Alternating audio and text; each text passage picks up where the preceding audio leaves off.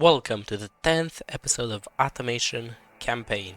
We picked up from where we left off in the last episode, where we majorly refreshed our lineup with the new U100 series, the pickup, the new Koala, and its Dolcevita model, and a small facelift for all the other cars except the Riocato, because that is still engineering.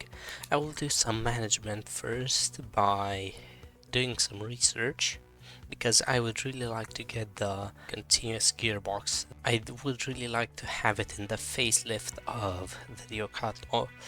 So if it's in 81, we have to be 4 years ahead.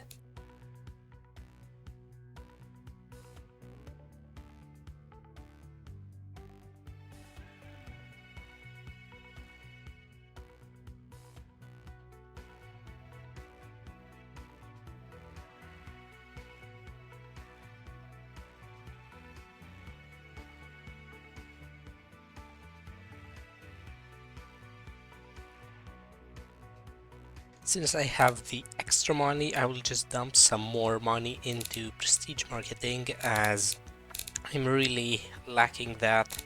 My prestige is only like 1.6.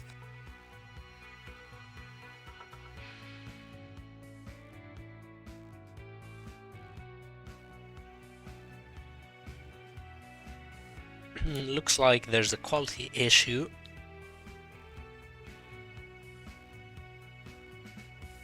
Oh great, another quality issue. Again, bad, but I'll still just do a full recall to not lose any more prestige.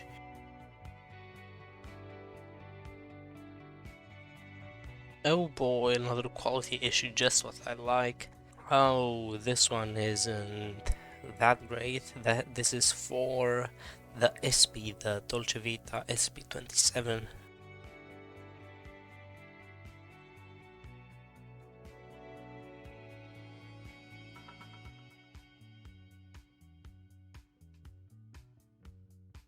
And now the Riocato has just been released, and it seems to be a success. I've never seen that many sales in this campaign before. Cargo version is selling surprisingly good. Meanwhile, the van version of the pickup isn't doing so well, and I think this is clogging our factory, so I might have to get rid of it, even if it's a very popular variant. And this graph here proves it. It's about almost a third of our total revenue, so I'm definitely going to facelift it, maybe make a bigger factory. And what's interesting to note here is that I'm paying emissions fines, and most of them are from the cargo version of the Riocato for some reason. For now, I'll just pause the pre-orders so I don't sell more of it, because it may cost me too much. And it seems like the Riocato factory is barely holding up. It's not making a dent in the pre-orders whatsoever. So I'll have to raise the maximum shift. So no, it's pretty much at full capacity. I'll wait a bit more, yet another month, before making a facelift. I'll start this facelift by facelifting the engine. I won't do any big changes to this. Yeah, this doesn't need anything else. Maybe one more quality. But I'll also make a multi-point injection version of this. I know this is supposed to be the entry-level car. I will make a Dolcevita version of it. In a poll I've made, most people were alright with it, about 67%, and this will be a great way to research multi-point injection. Yeah, on a second thought, I will just use the same engine for both the Dolcevita version and the Riocato, because having two separate engines will add a bunch of engineering time.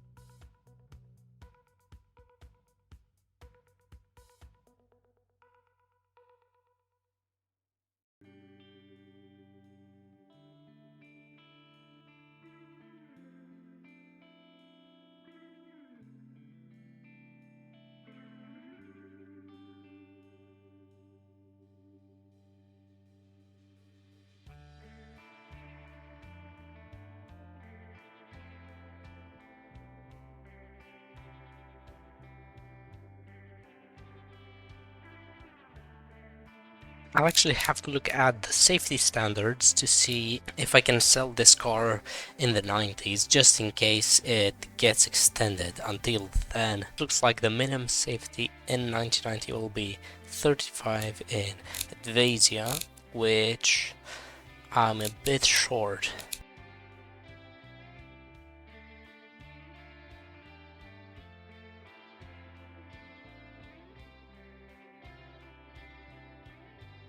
And now the time has come to make the Dolcevita version. Since the CC is already in the lineup and there is nothing really below the letter C for the second letter, which means comfort or just the base model of a Dolcevita, I will just put in E for economy because this will be a very economical car. I'll start by picking the 3-door body. This does make it quite a bit lighter, and having 2 doors makes the car look fancier. I only have 4 seats, so the rear isn't as cramped. Premium interior, obviously, since it's a Dolce Vita, and I'll get a slightly better radio in. I'll still give them the standard safety instead of the basic one, just so it's not as much of a tin can. As for the gearbox, I'll put in the new CVT, the continuous, which I researched. It's better than just using an automatic since it's more efficient. It's mostly the same in terms of efficiency. It's actually now the same, but of course with a price. You know, compared to the other city eco cars, it's way more drivable, less sporty. They are complaining about it. Way more comfortable. Same prestige. Just about as safe. More practical, surprisingly, and using a bunch less fuel. I've just realized that CVTs give you a lot more fuel efficiency if you just put up the top speed, because unlike a regular gearbox you don't have to worry about making your normal gears too long. So it was way lower, but now if I just put it up, it's going to go up, but I'll keep it like this since it has the best 0 to 60 number, and this car really needs some performance. And it uses 0.3 liters less than the manual version of this car, which is pretty impressive actually. I thought it would end up using a tiny bit more. In terms of design, this is it. If it releases in the mid 80s, it would actually be pretty futuristic, and the rear end is inspired by the CC24. I've also put in some aero quality to say that it has a more rounded body, as the shape isn't as square as the normal Riocato.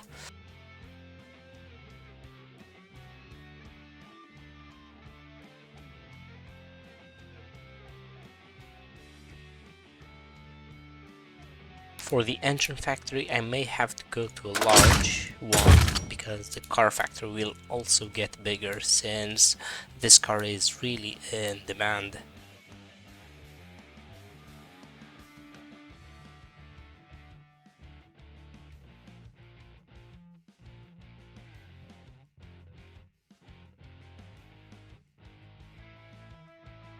On second thought now, I think I'll rather use the money for something else because a large one factory is just working at one shift all the time. Instead, I could go back to a medium factory, but with some add-ons for efficiency. I'll go with the staff facilities since it directly gives me more production units out of this factory.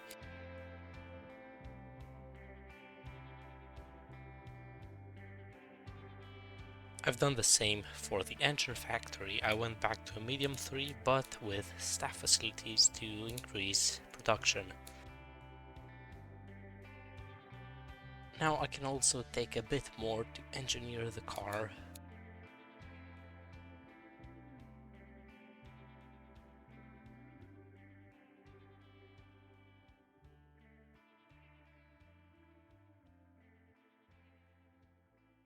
The pricing looks about right. I've kept the same price for the base and upgraded model, and for the CE, the price difference is quite a lot, but it's pretty much the cheapest Dolcevita model you can get.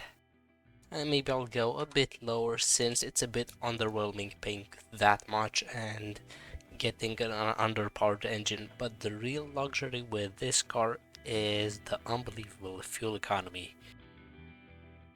Should be a very cheap project, no need to take out a loan.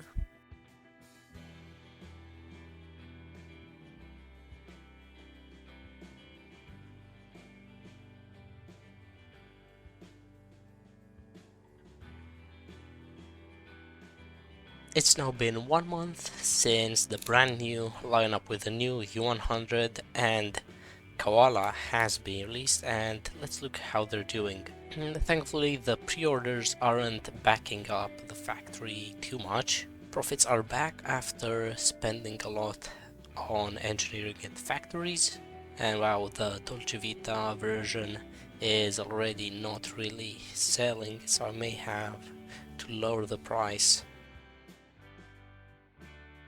Oh, and it looks like the LP series wasn't selling so well because now I have a bunch of them in stock, so it's time to dump the prices.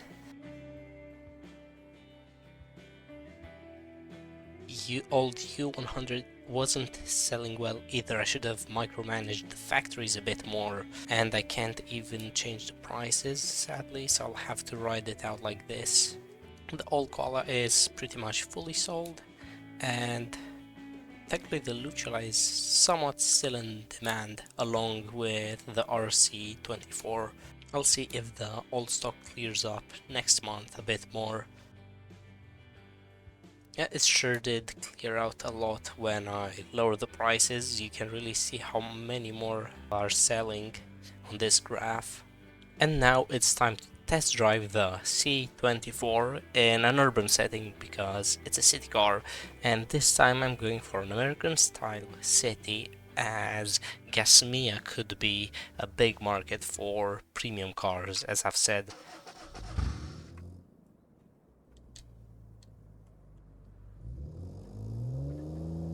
First impressions are that the engine isn't as bad as I thought it. Gets off the line pretty nicely, and the transmission doesn't lag behind, it doesn't hold us up.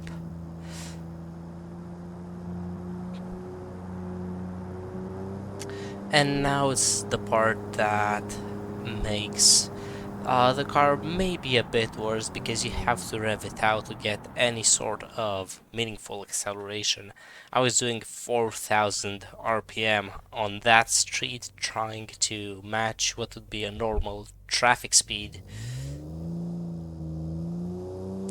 And sometimes for some reason, I don't know if it's the car itself or beamng's code with CVT transmissions, but you randomly, maybe 10% of the time or 20% of the time, get off very, very slowly, but if you stop and go again, it gets going pretty well. If I floor it right now, it's actually probably more than enough for regular traffic driving, and the handling is really sharp, I have to say. The only downside of this car would be having to hear the engine rev out as you're trying to match the speed of everyone else on the road. So it's best suited if you are a gentle driver, but it's not that bad even if you rev it out a bit more. The engine's somewhat quiet, quieter than the 4 cylinders the other cars have and the V6, and even if you rev it out at 3 or 4,000 RPM, you still get very good fuel economy. As an experiment, I tried setting cruise control to 100 kph, going on a straight line on the highway, and the consumption was somewhat close to 3.5 liters per 100 kilometers. So the automation estimation of 4.7 consumption, probably mixed use, is pretty accurate, I'd say.